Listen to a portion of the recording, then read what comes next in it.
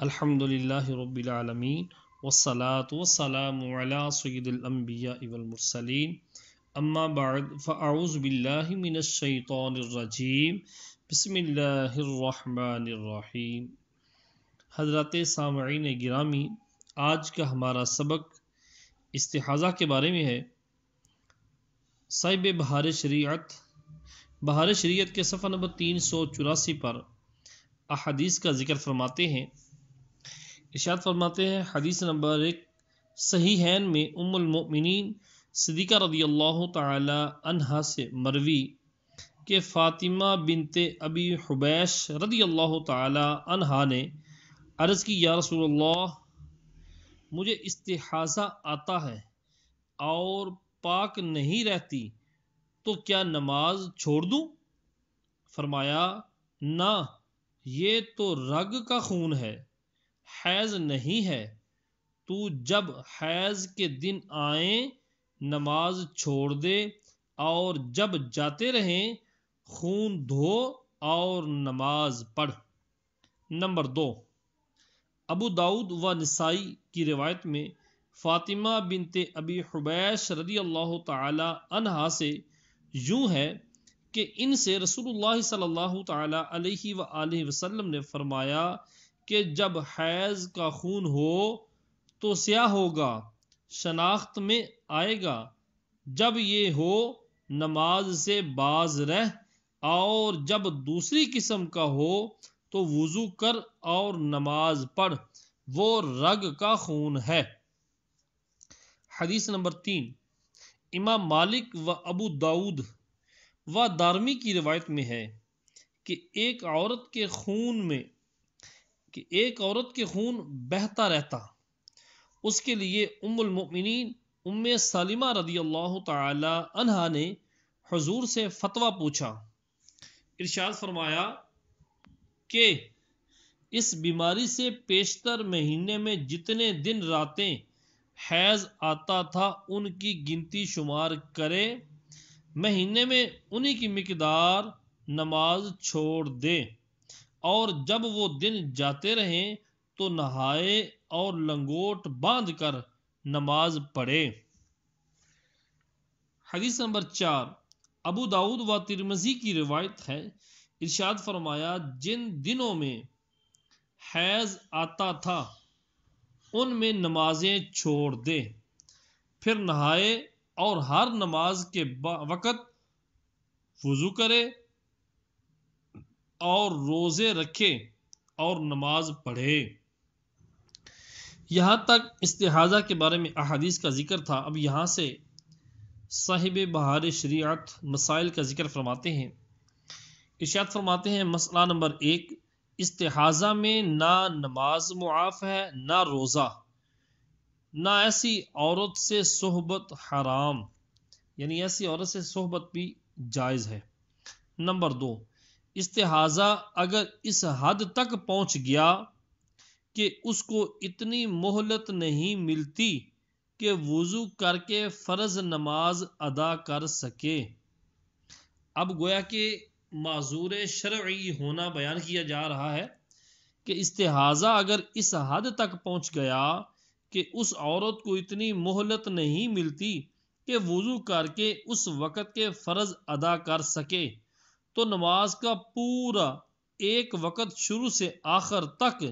اسی حالت میں گزر جانے پر اس کو معذور کہا جائے گا۔ ایک وضو سے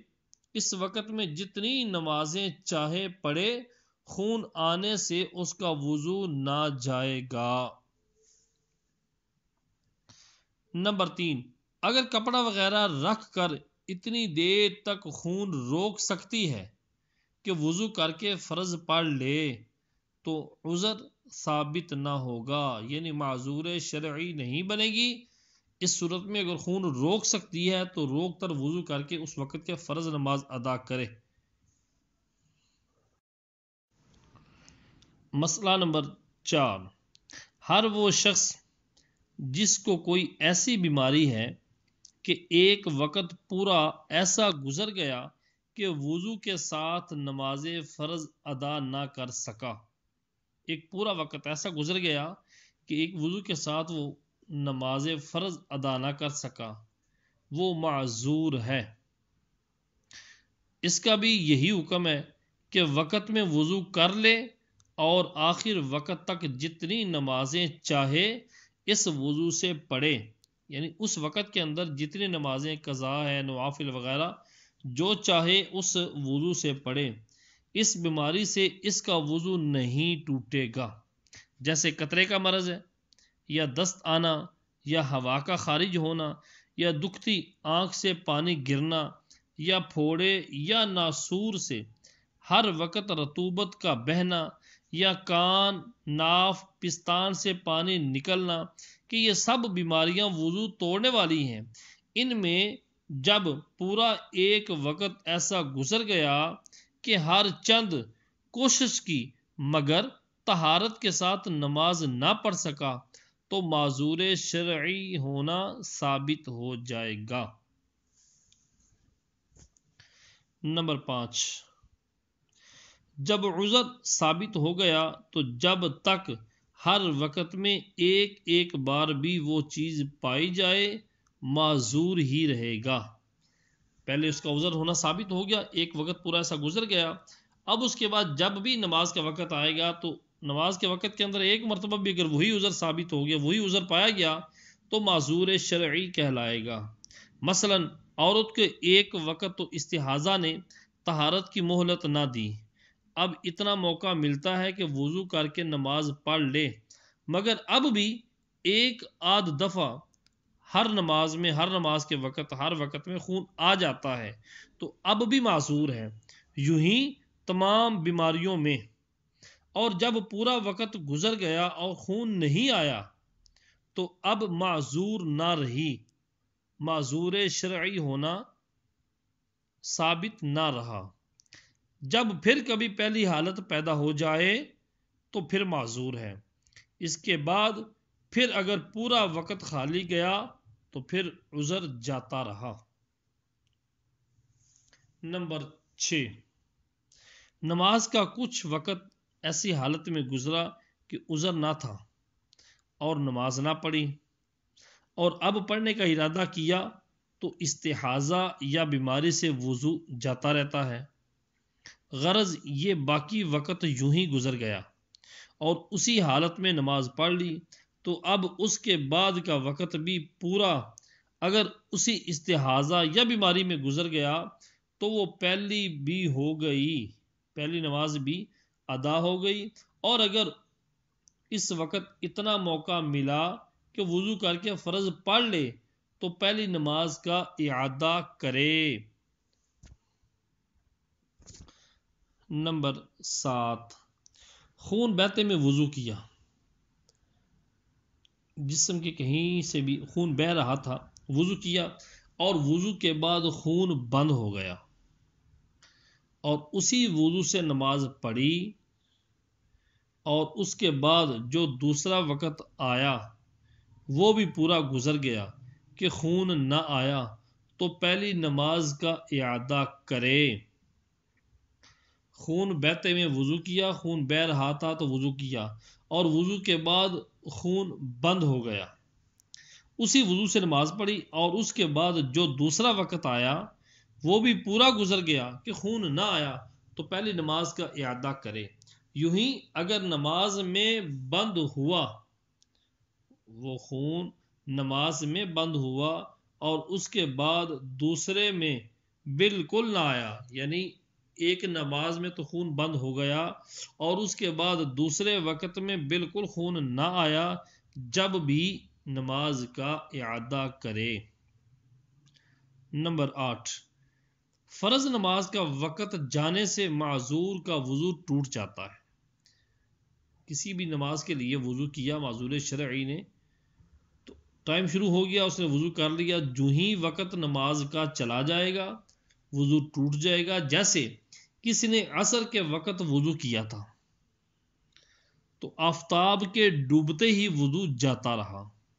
اور اگر کسی نے آفتاب نکلنے کے بعد وضو کیا، آفتاب نکلنے کے بعد وضو کیا تو جب تک ظہر کا وقت ختم نہ ہوا وضو نہ جائے گا۔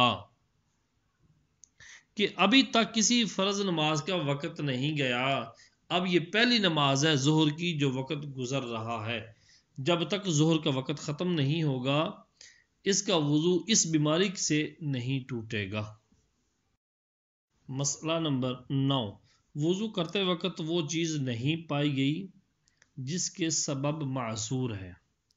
وضو کے دوران وہ عذر، وہ چیز نہیں پائی گئی جس کی وجہ سے معذور شرعی بنا ہوا ہے، اور وضو کے بعد بھی نہ پائی گئی، یہاں تک کہ باقی پورا وقت نماز کا خالی گیا، تو وقت کے جانے سے وضو نہیں ٹوٹا۔ یوں ہی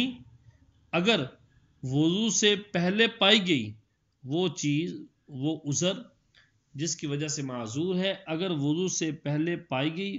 مگر نہ وضو کے بعد باقی وقت میں پائی گئی نہ اس کے بعد دوسرے وقت میں،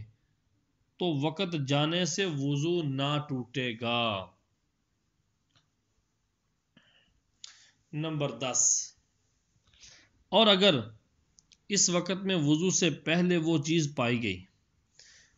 اور اگر اس وقت میں وضو سے پہلے وہ چیز پائی گئی اور وضو کے بعد بھی وقت میں پائی گئی، یا وضو کے اندر پائی گئی اور وضو کے بعد اس وقت میں نہ پائی گئی مگر بعد والے میں پائی گئی، تو وقت ختم ہونے پر وضو جاتا رہے گا، کیونکہ معذور شرعی ابھی تک، اگرچہ وہ حدث نہ پایا جائے۔ نمبر 11، معذور کا وضو اس چیز سے نہیں جاتا جس کے سبب معذور ہے، ہاں اگر کوئی اور دوسری چیز وضو توڑنے والی پائی گئی تو وضو ٹوٹ جائے گا۔ مثلا جس کو قطرے کا مرض ہے، ہوا نکلنے سے اس کا وضو جاتا رہے گا، اور جس کو ہوا نکلنے کا مرض ہے قطرے سے وضو جاتا رہے گا۔ نمبر 12،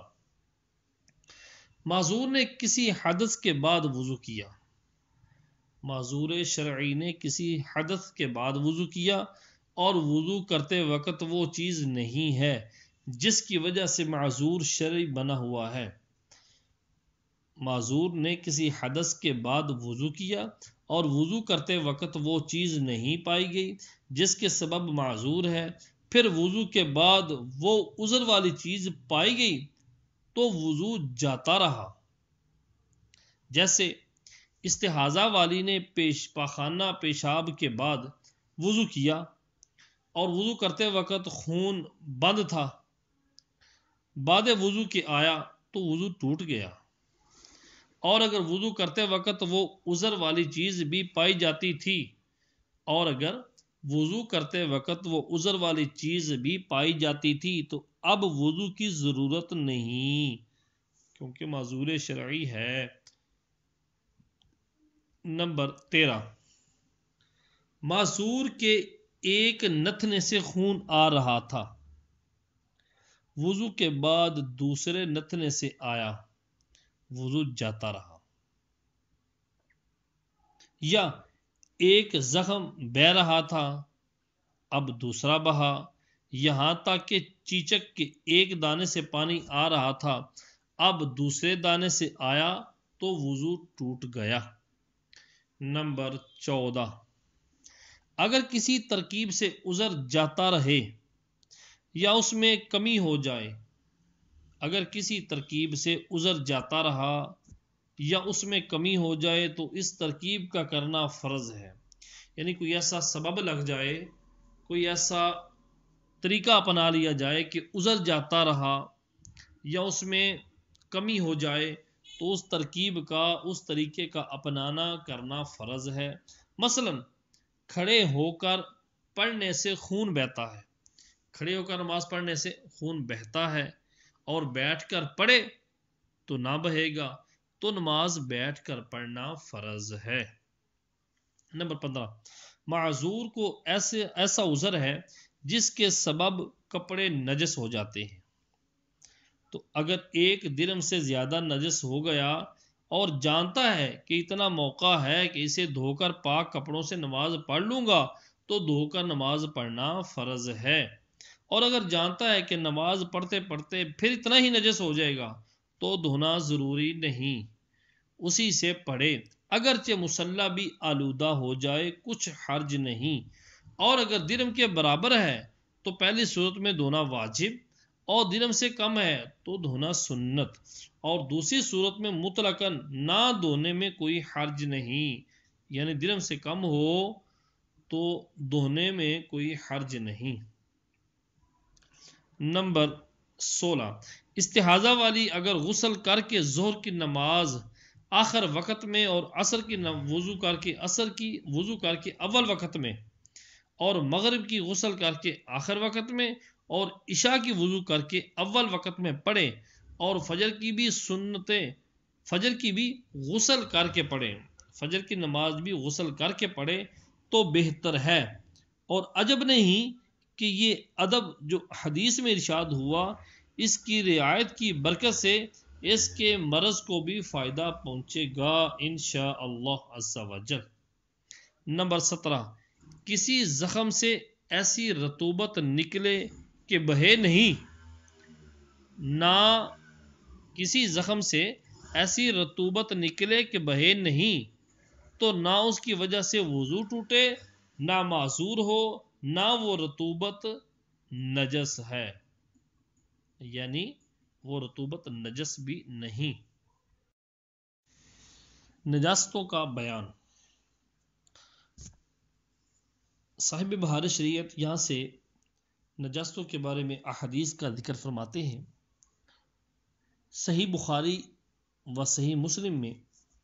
اسماء بنت ابو بکر رضی اللہ تعالی عنہما سے مروی ہے کہ ایک عورت نے عرض کی، یا رسول اللہ علیہ وسلم،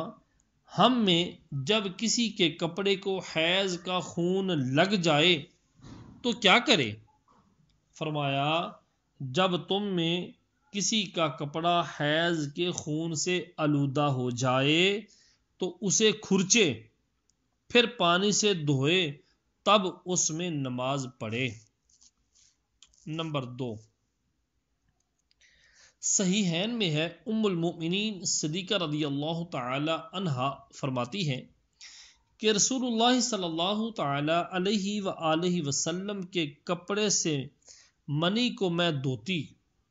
پھر حضور نماز کو تشریف لے جاتے اور دھونے کا نشان اس میں ہوتا۔ نمبر 3، صحیح مسلم میں ہے، فرماتی ہیں کہ میں رسول اللہ صلی اللہ تعالی علیہ وآلہ وسلم کے کپڑے سے منی کو مل ڈالتی، پھر حضور اس میں نماز پڑھتے۔ نمبر 4، صحیح مسلم میں عبداللہ بن عباس رضی اللہ تعالی عنہما سے مروی ہے، رسول اللہ صلی اللہ تعالی علیہ وآلہ وسلم فرماتے ہیں، چمڑا جب پکا لیا جائے پاک ہو جاتا ہے۔ نمبر 5، امام مالک ام المؤمنین صدیقہ رضی اللہ تعالی عنہا سے راوی، رسول اللہ صلی اللہ تعالی علیہ وآلہ وسلم نے حکم فرمایا کہ مردار کی کھالیں جب پکا لی جائیں تو انہیں کام میں لایا جائے۔ نمبر 6، امام احمد و ابو داود و نسائی نے روایت کی، رسول اللہ صلی اللہ تعالی علیہ وآلہ وسلم نے درندوں کی کھال سے منع فرمایا۔ نمبر 7، دوسری روایت میں ہے، ان کے پہننے اور ان پر بیٹھنے سے منع فرمایا۔ اب یہاں سے نجاستوں کے کچھ احکام بیان کیے جاتے ہیں۔ حاضرین و سامعین توجہ فرمائیں، یہاں سے جن نجاستوں کا بیان ہو رہا ہے انتہائی اہم ترین مسئلے ہیں، توجہ سے سماعت فرمائیں۔ نجاست 2 قسم کی ہے، ایک وہ کہ جس کا حکم سخت ہے، اس کو نجاست غلیظہ کہتے ہیں، دوسری وہ کہ جس کا حکم ہلکا ہے اس کو نجاست خفیفہ کہتے ہیں۔ نمبر 1، نجاست غلیظہ کا حکم کیا ہے؟ نجاست غلیظہ اگر کپڑے یا بدن میں 1 درہم سے زیادہ لگ جائے تو اس کپڑے یا بدن کا پاک کرنا فرض ہے۔ بغیر پاک یہ نماز پڑھ لی تو نہیں ہوگی، اور قصدن پڑھی،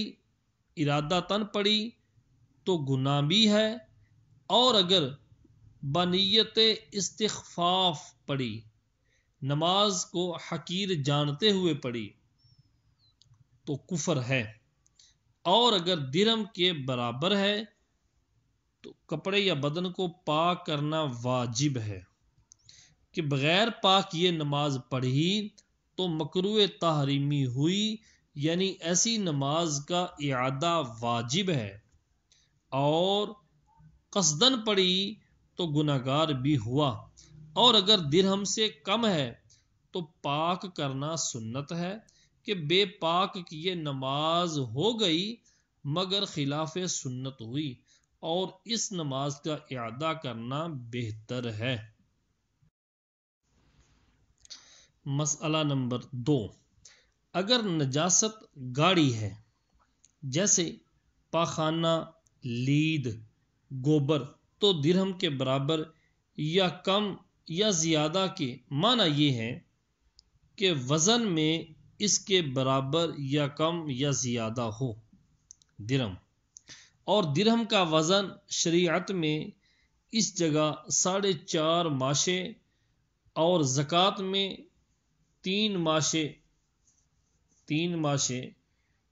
رتی ہے، اور اگر پتلی ہو جیسے آدمی کا پیشاب اور شراب تو درہم سے مراد اس کی لمبائی چوڑائی ہے، اور شریعت نے اس کی مقدار درہم کی مقدار نجاست کے پتلا ہونے کے اعتبار سے جو رکھی ہے وہ ہتھیلی کی گہرائی کے برابر بتائی جاتی ہے، یعنی ہتھیلی خوب پھیلا کر ہموار رکھیں، سیدھی رکھیں، اور اس پر آہستہ سے اتنا پانی ڈالیں کہ اس سے زیادہ پانی نہ رک سکے۔ اب پانی کا جتنا پھیلاؤ ہے، ہتھیلی کے درمیان پانی کا جتنا پھیلاؤ ہے اتنا بڑا درہم سمجھا جائے، اور اس کی مقدار تقریباً یہاں کے روپے کے برابر ہے۔ یہ صاحب بہار شریعت یہ اس وقت کی نقدی کا بیان کر رہے ہیں، اس وقت جو نقدی ہوتی تھی درہم و دنانیر، ذکر فرما رہے ہیں کہ اس وقت کا روپیہ اس طرح ہوتا تھا۔ آج کل آسانی کے طور پر اگر نارمل ہتھیلی کو پانی کے نیچے رکھا جائے تو جتنی ہتھیلی کے اندر پانی رک جائے وہ درہم کی مقدار سمجھی جائے، آسان لفظوں میں۔ نمبر 3، نجس تیل کپڑے پر گرا اور اس وقت درہم کے برابر نہ تھا، پھر پھیل کر درہم کے برابر ہو گیا تو اس میں علماء کو بہت اختلاف ہے، اور راجح یہ ہے، قوی بات یہ ہے کہ اب پاک کرنا واجب ہو گیا۔ نمبر 4، نجاست خفیفہ کا حکم۔ یہاں تک نجاست غلیظہ کا بیان کر رہے تھے، نجاست خفیفہ کا حکم یہ ہے کہ کپڑے کے حصہ یا بدن کے جس عضو میں لگی ہے اگر اس کی چھتائی سے کم ہے، اس عضو کی چھتائی سے کم ہے، مثلا دامن میں لگی ہے تو دامن کی چھتائی سے کم، آستین میں لگی ہے تو آستین کی چھتائی سے کم، یوں ہی ہاتھ میں تو ہاتھ کی چھتائی سے کم، تو معاف ہے۔ اگر چھتائی سے کم ہے تو معاف ہے کہ اس سے نماز ہو جائے گی،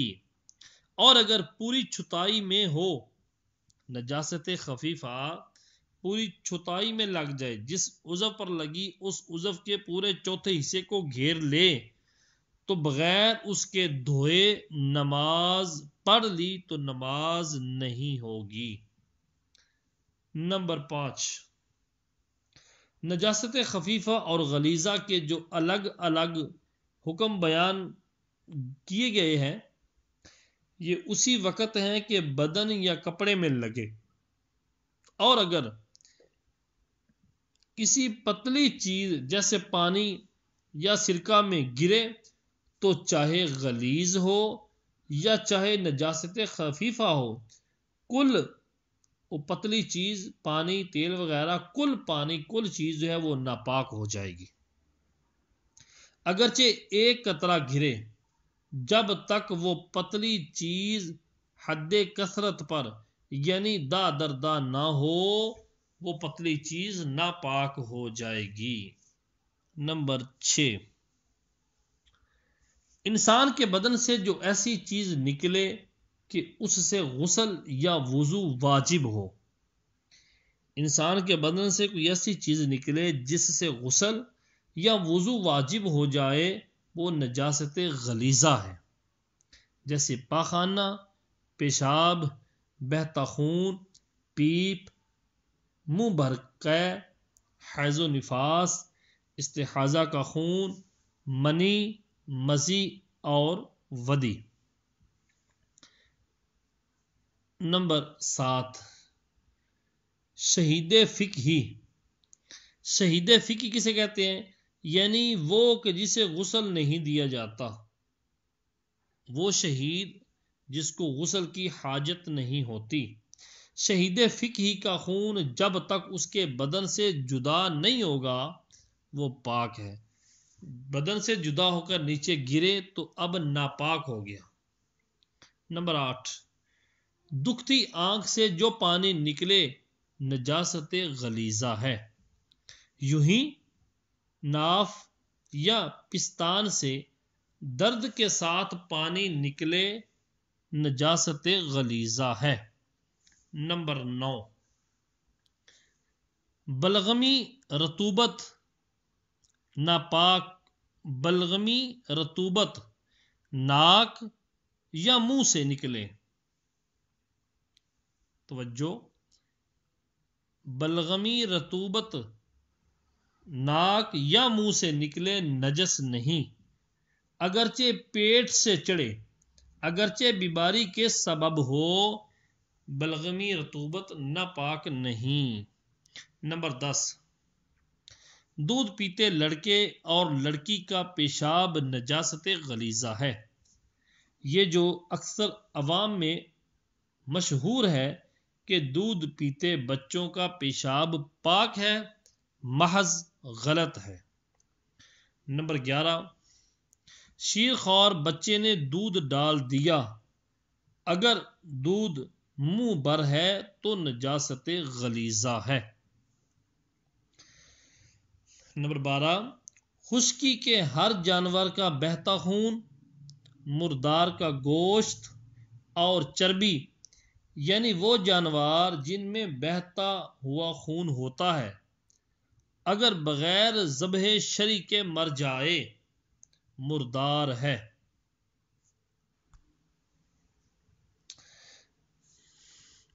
اگرچہ ذبح کیا گیا ہو، جیسے مجوسی یا بت پرست یا مرتد کا ذبیحہ،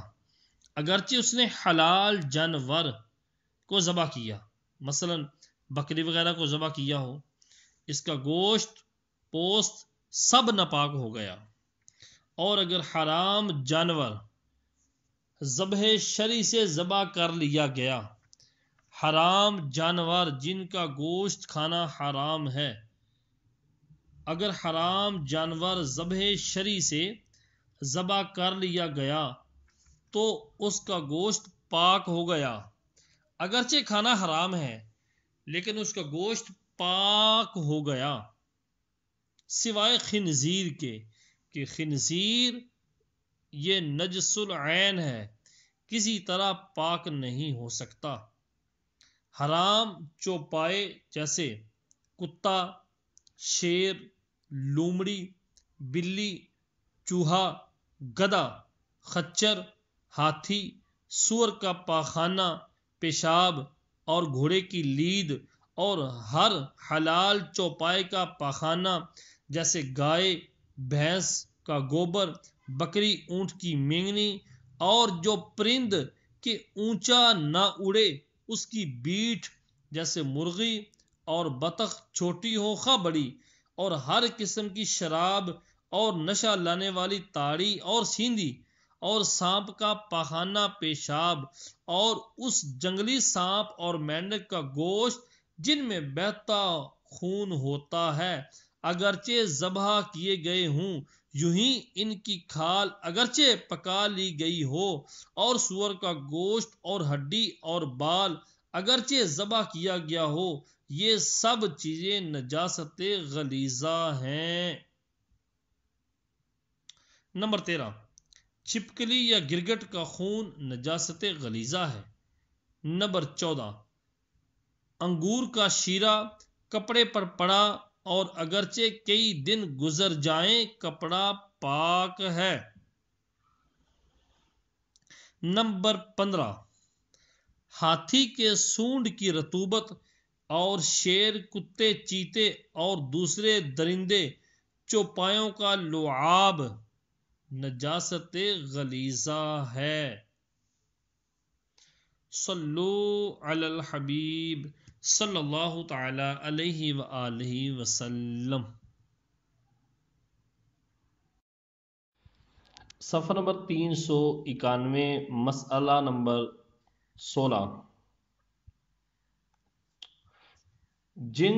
جانوروں کا گوشت حلال ہے جیسے گائے، بیل، بھینس، بکری، اونٹ وغیرہ، ان کا پیشاب نیز گھوڑے کا پیشاب، اور جس پرندے کا گوشت حرام ہے خواہ شکاری ہو یا نہیں جیسے کوا، چیل، شکرا، باز، بحری،